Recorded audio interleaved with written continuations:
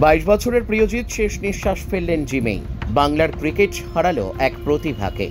মাত্র 22 বছর বয়স, সে বয়সে ব্যাটে বলে ঝড় তুলে স্বপ্ন দেখা উচিত রঞ্জির মাঠে নামার। সে বয়সে জাতীয় দলের দরজায় কড়া নাড়ার কথা। সেই বয়সেই থেমে গেল বাংলার উদীয়মান ক্রিকেটার প্রিয়জিৎ ঘোষের জীবন। হৃদরোগে আক্রান্ত হয়ে তার অকাল মৃত্যুতে শোক স্তব্ধ বাংলার ক্রীড়া মহল।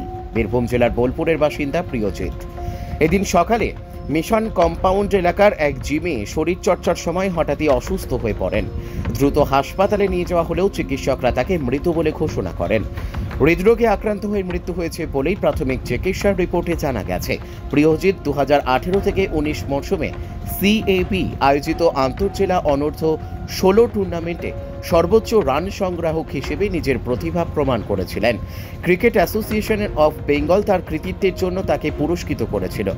ঘরে এখনও সেই পদক গর্বের জায়গায় রাখা আছে, কিন্তু সব স্বপ্নকে পেছনে ফেলে আচমকাই বিদায় নিলেন প্রিয়জিৎ।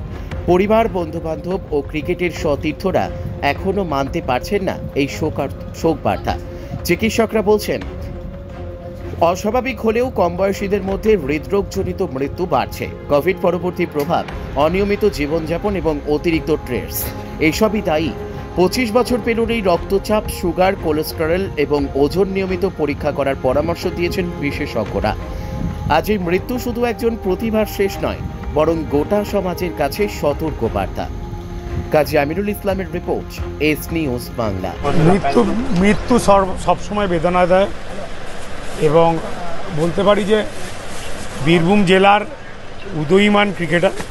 সিএবিতেও ইন্টার ডিস্ট্রিক্ট খেলার সময় একবারও হাইয়েস্ট রান গেটার পুরস্কারও পেয়েছিল অনূর্ধ্ব 16 বিভাগে, এবং পরবর্তীকালে জেলার বিভিন্ন দলেও সুযোগ পায়, আন্ডার 19, পরবর্তীকালে সিনিয়র, এবং বোলপুরের বিওয়াইটিসিতেও খেলে, এখনও ক্রিকেট খেলছে।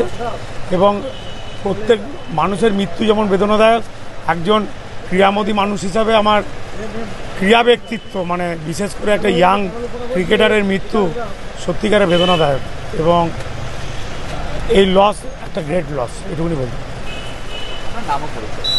আমার নাম অতনু ঘোষ এবং আমি জেলা ক্রীড়া সংস্থার ক্রিকেটের আমি সিলেকশন কমিটির চেয়ারম্যান এই মুহূর্তে, এবং সিএবির অবজারভার।